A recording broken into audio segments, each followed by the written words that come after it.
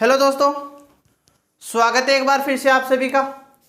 तो देखो, हमारा टॉपिक चल रहा था मौर्योत्तर काल। हम पढ़ रहे थे, हमने मौर्य काल को समाप्त किया और हमने ये जाना था कि मौर्य काल का अंतिम शासक था जिसका नाम था वृहद्रथ।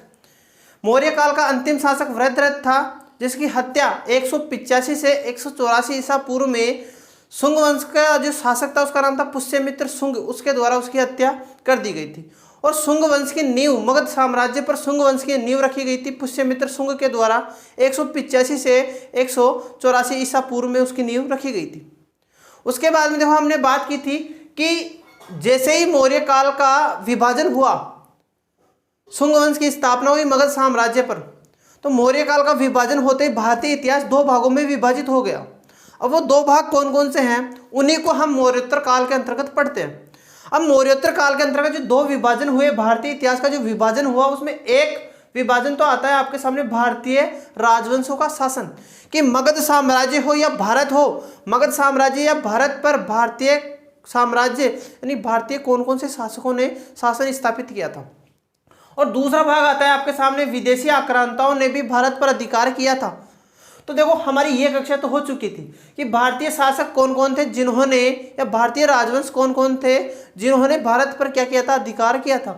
सबसे पहले हमने शुंग वंश की बात की थी, फिर हमने कण्व वंश की बात की थी, फिर सातवाहन और फिर हमने वाकाटक वंश की बात की थी। शुंग वंश का शासक था पुष्यमित्र शुंग, कण्व वंश का संस्थापक था जिसका नाम था वासुदेव। ठीक है, इसके बाद में सातवाहन जो काल रहा, जिसको आप आंध्र सातवाहन काल के नाम से पढ़ते हो, उसका संस्थापक था आपके सामने सिमुक। और दक्षिणी भारत का सबसे शक्तिशाली शासन कौन सा रहा, तो दक्षिणी भारत का सबसे शक्तिशाली जो शासन रहा वो सातवाहन काल का ही रहा था। सातवाहन काल की राजधानी क्या थी, प्रतिष्ठान थी। और सातवाहन काल बड़ा शक्तिशाली शासक था। सातवाहन काल के बाद में देखो, उसके बाद में जो भारतीय इतिहास का दूसरा भाग है उसका नाम है विदेशी आक्रांताओं ने भारत पर कौन कौन से आक्रमण किए हैं, कौन कौन से विदेशी आक्रांता आए हैं। उनमें हम बात करें तो सबसे पहले यूनानी आते हैं। भारत में सबसे पहले कौन आए थे, सबसे पहले आए थे आपके यूनानी। यूनानियों ने भारत पर आक्रमण किया। यूनानी आए, यूनानियों के बाद में शक आते हैं। कौन आते हैं, शक आते हैं। शकों के बाद में पल्लव आए। कौन, पल्लव आए। और पल्लवों के बाद में आए थे आपके कुषाण। और कुषाणों के सामंत कौन थे, गुप्त थे। तो कुषाणों का पतन हुआ। पतन होने के बाद में भारत के इतिहास में एक नए राजवंश का उदय हुआ जिसका नाम था गुप्त वंश। तो मौर्य काल को हमने पढ़ लिया। मौर्य काल के बाद में हम पढ़ेंगे गुप्त वंश। तो गुप्त वंश को पढ़ने से पहले इनको बीच की बात भी आपको जानना जरूरी है। देखो, हम शुरू करते हैं विदेशी आक्रांताओं की। हम बात शुरू करते हैं कि भारत में कौन कौन से विदेशी आक्रांता आए थे। सबसे पहले हम बात करते हैं, देखो इनका क्रम सबसे महत्वपूर्ण है। किसका, इनका क्रम सबसे महत्वपूर्ण है कि सबसे पहले भारत में कौन आए थे। तो सबसे पहले भारत में आए थे आपके सामने हिंद यूनानी शासक। कौन आए थे, यूनानी आते हैं। यूनानियों के बाद में आए थे आपके सामने शक आए थे। शकों के बाद में पल्लव आए थे। और पल्लवों के बाद में कौन आए थे, कुषाण आए थे। देखो, सबसे पहले हम यूनानियों की बात करते हैं। देखो, यूनानी आए, यूनानी भारत में आते हैं और कहाँ से आते हैं, तो भारत की उत्तर पश्चिम सीमा से भारत में प्रवेश कौन करते हैं, यूनानी करते हैं, जिसको नाम दिया गया है पश्चिमोत्तर सीमांत प्रांत। तो यूनानियों ने अपना जो मुख्य केंद्र बनाया था वो पश्चिमोत्तर सीमांत प्रांत को बनाया था। अब वो भारत में आते हैं, व्यापार की दृष्टि से मानो चाहे आक्रमण की दृष्टि से मानो, वो भारत में आए। और भारत में आने के बाद में उन्होंने अपना मूल स्थान किसको बना लिया, पश्चिमोत्तर सीमांत प्रांत को बना लिया। यानी कि उत्तर पश्चिम वाली जो दिशा है, सिंधु नदी के आसपास का जो क्षेत्र था, पश्चिमी उत्तर जो क्षेत्र था, उसको अपना क्या बना लिया, इन्होंने अपना आधार बना लिया और यहाँ पर रहने लगे। अब देखो, यूनानी शासक आए, बहुत सारे शासक आए लेने में, लेकिन उनमें सबसे जो महत्वपूर्ण शासक था उसका नाम था मिनांडर। हमने बात की थी कि पुष्यमित्र शुंग ने, किसने, पुष्यमित्र शुंग इतना शक्तिशाली शासक था, किस वंश का, शुंग वंश का, कि उसने मिनांडर तक को पराजित कर दिया था। अब मिनांडर भारत में आता है और आने के बाद में उसने भारत में आकर किस धर्म को स्वीकार कर लिया, तो भारत में आकर उसने बौद्ध धर्म की शिक्षा दीक्षा ले ली थी। देखो, उसकी बात करते हैं। तो यूनानी शासकों में जो सबसे शक्तिशाली शासक था, यूनानी शासकों में शक्तिशाली शासक था, उसका नाम था आपके सामने मिनांडर। ये क्या था, सबसे शक्तिशाली शासक था। अब देखो, यदि इसके शासनकाल की बात करें तो इसका शासनकाल आता है 165 ईसा पूर्व से 145 ईसा पूर्व में इसका क्या आता है, शासनकाल आता है। अब ये भारत में आया, पश्चिमोत्तर सीमांत प्रांत में इसने अपना आधार बनाया, यहाँ पर ये रह रहे हैं। तो ये भारत में आने के बाद कौन, मिनांडर, सबसे शक्तिशाली शासक कौन हो गया, मिनांडर हो गया। और मिनांडर भारत में आने के बाद इसने बौद्ध धर्म की क्या ले ली, दीक्षा, बौद्ध धर्म की दीक्षा, बौद्ध धर्म की दीक्षा ले ली। और बौद्ध धर्म की दीक्षा यूनानी शासक मिनांडर को किसने दी थी, तो नागसेन ने दी थी, जिसका नाम मिलता है नागसेन। नागसेन वही है जिसको दूसरा नाम मिलता है नागार्जुन।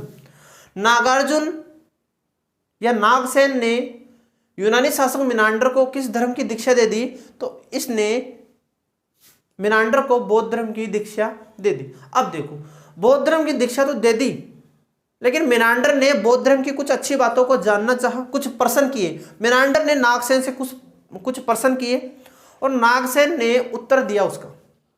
तो इन दोनों की जो वार्ता हुई है, प्रश्न और उत्तरों की जो वार्ता हुई है, वो किस पुस्तक में मिलती है, इनके मध्य जो वार्ता हुई, इनके मध्य जो वार्ता हुई उस पुस्तक का नाम है मिलिंद पन्हो। मिलिंद पन्हो इस पुस्तक का नाम है।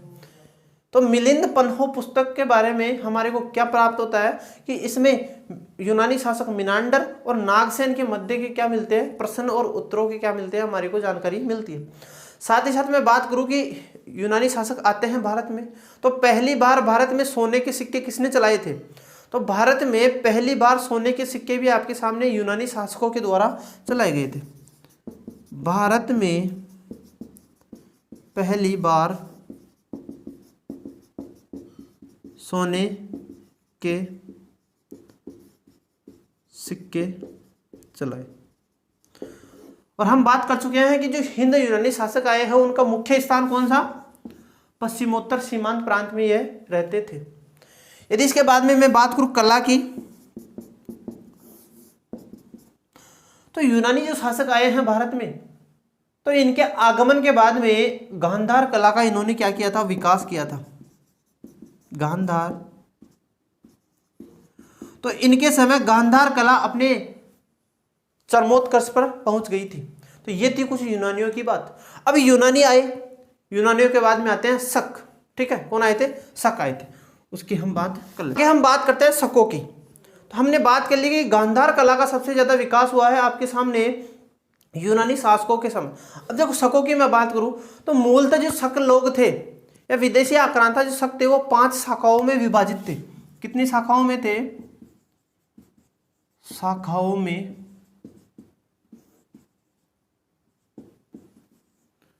ठीक है। शक कितनी शाखाओं में थे, तो शक जो थे मूलतः वो 5 शाखाओं में थे। और इनका जो प्रथम शासक था, शकों का प्रथम शासक था, उसका नाम था मोअ।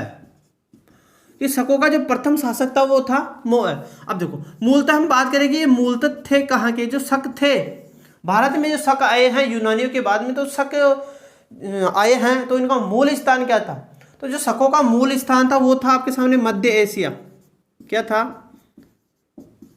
तो जो शक थे वो मूलतः मध्य एशिया के निवासी थे, मध्य एशिया के निवासी थे। अब ये मध्य एशिया के निवासी थे, तो इन्होंने भारत में क्यों आए ये लोग, तो चारागाह, अपने पशुओं को, उस समय अकाल पड़ा और अकाल पड़ने के बाद में ये चारागाह की खोज में, अपने पशुओं को चारा चराने के लिए चारागाह की खोज में कहां पर आए थे, चारागाह की खोज में भारत आए। चारागाह की खोज में ये भारत आ गए। अब देखो बात ऐसी होती है कि जब ये भारत आए उस समय की बात है कि 58 ईसा पूर्व की बात है। ये कब की बात है, 58 ईसा पूर्व में उज्जैन की बात कर रहे हैं हम कि 58 भारत आ गए चारागाह की खोज में। मध्य एशिया के निवासी थे मूलतः शक मूलतः मध्य एशिया के निवासी थे, वहां से भारत में चारागाह की खोज में आ जाते हैं। अब देखो जब से भारत आ गए तो भारत में आने के बाद में 58 ईसा पूर्व में उज्जैन के एक स्थानीय शासक थे जिनके द्वारा इनको क्या किया जाता है, पराजित किया जाता है।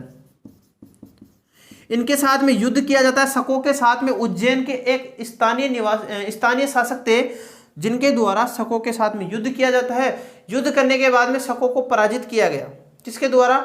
जो आपके सामने स्थानीय शासक था उज्जैन का, उसके द्वारा शकों को पराजित किया जाता है और भारत से इनको खदेड़ दिया गया।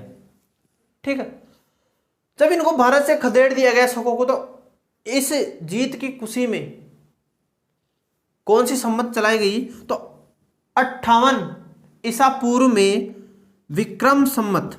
देखो विक्रम संमत, क्योंकि जो जिस शासक ने शकों को पराजित किया, पराजित करने के बाद उस जीत की खुशी में उसने एक उपाधि धारण की थी और उस उपाधि का नाम था विक्रमादित्य। उस जीत की खुशी में उसने विक्रमादित्य की उपाधि धारण की और विक्रमादित्य की उपाधि धारण करने के साथ साथ ही 58 ईसा पूर्व में विक्रमी संमत का क्या कर दिया? प्रचलन कर दिया। तो विक्रमी संमत कब शुरू हुई थी? तो विक्रमी जो संमत शुरू हुई थी वो आपके सामने 58 ईसा पूर्व में विक्रमी संमत शुरू हुई थी। और इसने उपाधि कौन सी धारण की थी? तो इसने उपाधि धारण की थी आपके सामने विक्रमादित्य। अब शकों की बात है कि शकों का सबसे महत्वपूर्ण या सबसे प्रतापी शक्तिशाली शासक कौन था? तो शकों का सबसे शक्तिशाली शासक था, उसका नाम था रुद्रदामन। कौन था? रुद्रदामन। और रुद्रदामन ने जूनागढ़, कहां पर पता है? जूनागढ़ जो अभिलेख उसमें भी इसकी जानकारी मिलती है, लेकिन इसने सुदर्शन झील का क्या करवाया था? जीर्णोद्धार करवाया था। यह बात ध्यान रखनी है कि सुदर्शन झील का जीर्णोद्धार किसने करवाया था?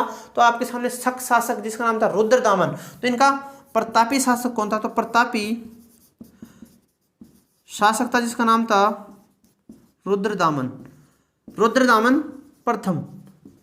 उसने क्या करवाया था? इस रुद्रदामन प्रथम ने करवाया था सुदर्शन झील का जीर्णोद्धार।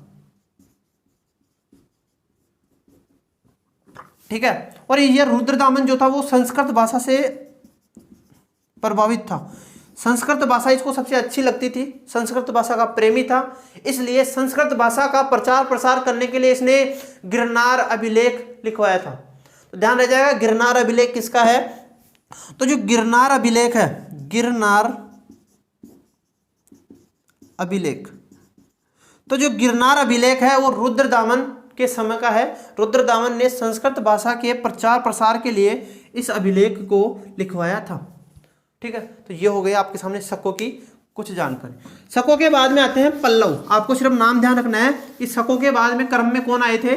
पल्लव आए थे। पल्लवों के बाद में आए थे कुषाण। देखो हम कुषाणों की बात कर लेते हैं। हम देखो हमने यूनानी पढ़े, यूनानी आते हैं, यूनानियों के बाद में शक आते हैं, शकों के बाद में कौन आए थे? पल्लव। आपको यही ध्यान रखना है कि शकों के बाद में कौन आए थे? पल्लव आए थे, जो किससे पहले आए थे? कुषाणों से पहले आए थे। तीसरी जाति हो गई। इसके बाद में चौथी की हम बात करते हैं। देखो भारत पर जो चौथे विदेशी आक्रांता आए थे उनका नाम था कुषाण। कुषाण आगे चलकर वंश में परिवर्तन हो गया। देखो हम बात करते हैं कुषाण थे कौन। सबसे पहले तो हम यही बात करते हैं कि कुषाण थे कौन। तो एक जाति थी जिसका नाम था यूची जाति। क्या नाम था?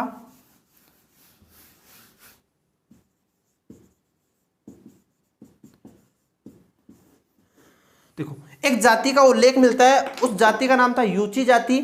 और यूची जाति के लोग कबीलों में रहा करते थे। जो यूची जाति के लोग थे वो किस में रहा करते थे? कबीलों में। अब देखो कबीलों में ये रहा करते थे और मुख्यतः जो यूची जाति थी वो कितने कबीलों में विभाजित थी? 5 कबीलों में। ये यूची जाति थी वो 5 कबीलों में विभाजित थी। अलग अलग कबीले थे, पांचों के पांचों। लेकिन इन पांचों जो कबीले हैं, इन पांचों कबीलों में सबसे शक्तिशाली जो कबीला था उसका नाम था कुषाण। सबसे शक्तिशाली कबीला कौन सा था? कुषाण था। अब देखो सबसे शक्तिशाली कबीला कुषाण था, तो इसने क्या किया? इन पांचों कबीलों पर अधिकार स्थापित कर लिया, इनसे युद्ध करता है और इन पर अपना प्रभुत्व स्थापित कर लेता है। कौन? कुषाण। और कुषाण आगे चलकर कुषाण वंश की स्थापना कर देते हैं। और कुषाणों का संस्थापक कौन था? किसका? कुषाण वंश का संस्थापक आता है आपके सामने कजुल कड़फिसस।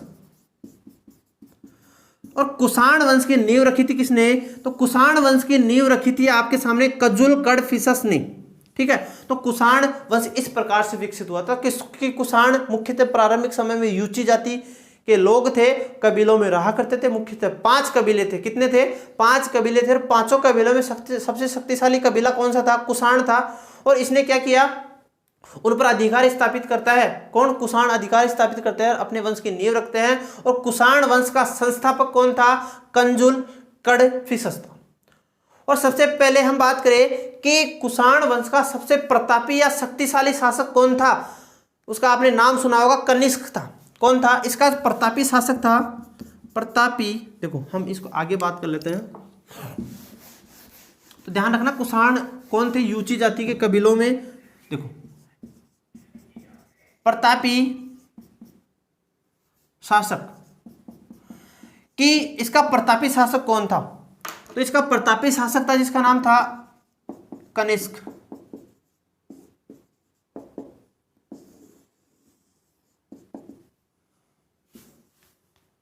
कुषाण वंश का सबसे प्रतापी शासक कौन था? कनिष्क था। और कनिष्क ने अपनी राजधानी किसको बनाया था? पेशावर को। कनिष्क ने अपनी राजधानी पेशावर को बनाया था। वैसे हम बात करें कि पहली राजधानी तो थी कुषाणों की पेशावर, लेकिन कुषाणों की दूसरी राजधानी क्या थी? मथुरा। थोड़ा सा आपको ध्यान रखना है कि कुषाणों की पहली राजधानी पेशावर थी, जबकि दूसरी राजधानी थी आपके सामने मथुरा। अब देखो बहुत अच्छी बात है, एक बहुत महत्वपूर्ण बात मिलती है कि कुषाण वंश का सबसे प्रतापी शासक कौन हो गया? कनिष्क हो गया। तो कनिष्क ने अब 78 ईसा पूर्व, देखो 78 ईसा पूर्व में किस पर बैठा ये? तो ये बैठा था गद्दी पर। कि कनिष्क 78 ईसा पूर्व में गद्दी पर बैठता है। और कनिष्क ने 78 ईसा पूर्व में शक संवत चलाया था।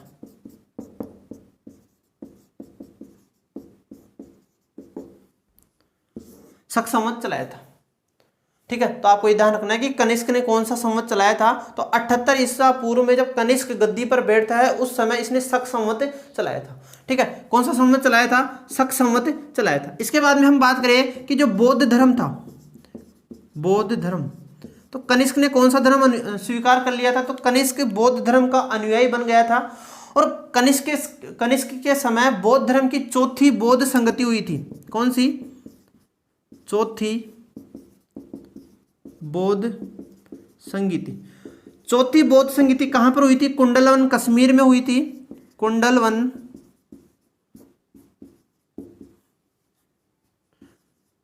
कुंडलवन कश्मीर में बौद्ध धर्म की चौथी बौद्ध संगति हुई थी। इसका अध्यक्ष कौन था?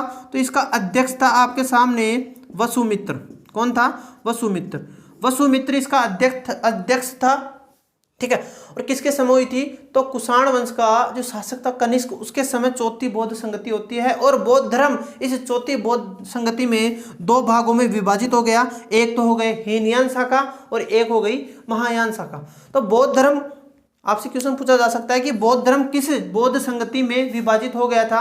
तो चौथी बौद्ध संगति में इसका विभाजन हो गया था। और किसके समय हुई थी चौथी बौद्ध संगति? तो कुषाण शासक कनिष्क के समय ये चौथी बौद्ध संगति हुई थी। इसके बाद देखो आगे हम चलते हैं। इसकी अध्यक्षता किसने की? इसकी अध्यक्षता की थी वसुमित्र ने। वसुमित्र, देखो हम इसकी बात कर लेते हैं।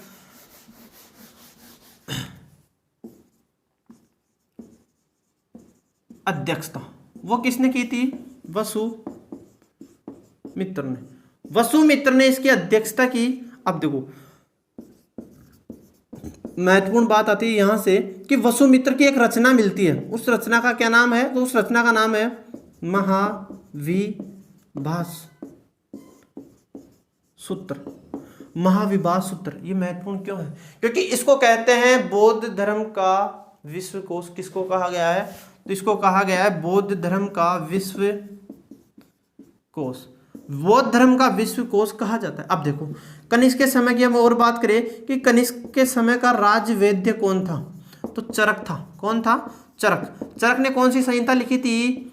चरक संहिता लिखी थी।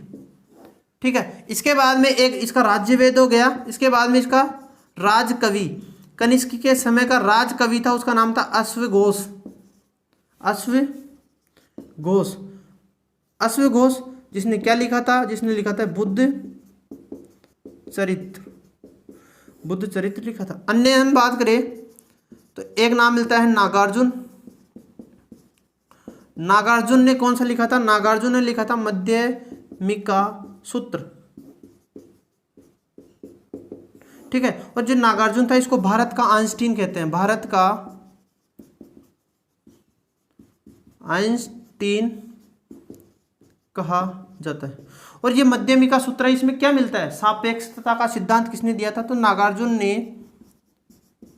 सापेक्षता का सिद्धांत दिया था। ठीक है।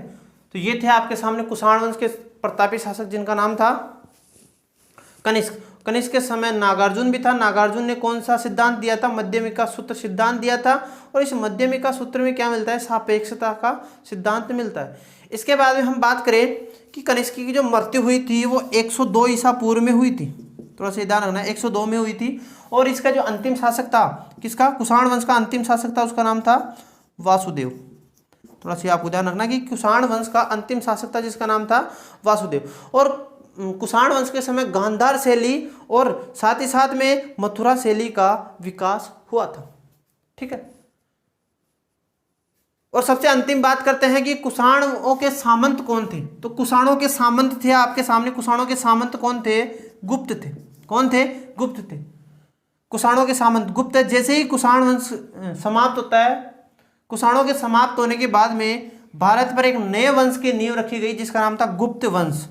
इस प्रकार से होता है गुप्त वंश का उदय। मौर्य काल के बाद में गुप्त वंश का उदय किस प्रकार से हुआ? वो इस प्रकार से हुआ है। ठीक है। जिसमें मौर्यों का जैसे ही विभाजन होते ही मौर्य काल कितने भागों में बट गया था? यानी कि जो भारतीय इतिहास था मुख्यतः 2 भागों में बट गया था। एक तो वह भाग जिस पर भारतीय राजवंशों ने अधिकार किया था, वो तो शुंग है, कणव है, सातवाहन है और वाकाटक थे। और सबसे महत्वपूर्ण थे ना, मौर्यों के बाद में सबसे महत्वपूर्ण थे वो थे आपके सामने सातवाहन।